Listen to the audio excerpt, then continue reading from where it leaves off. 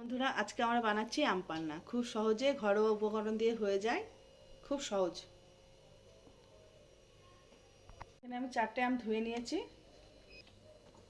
Gas জ্বালিয়ে নিচ্ছি, আমগুলো পুড়িয়ে নেব। আম দুটো দিয়ে দিলাম। আমগুলো এবার আমি পাল্টে দেব।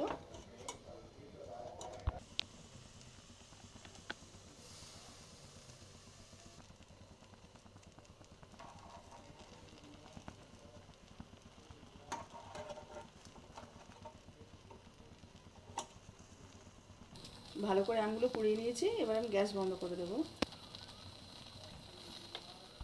এটা আমরা কিছুক্ষণের জন্য ঠান্ডা করে নেব।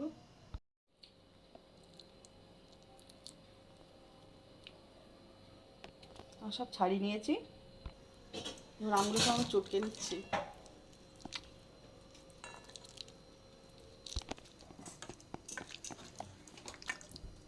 বড় জায়গাতে দিয়ে দিচ্ছি,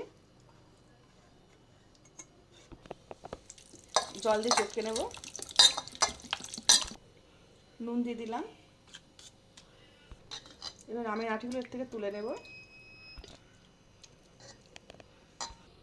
চিনিটা আমি জলে ভিজিয়ে রেখেছিলাম যাতে তাড়াতাড়ি গলে যায়। আমের মধ্যে দিয়ে দিলাম চিনি। আম পান্নার গ্লাসে ঢেলে নেব।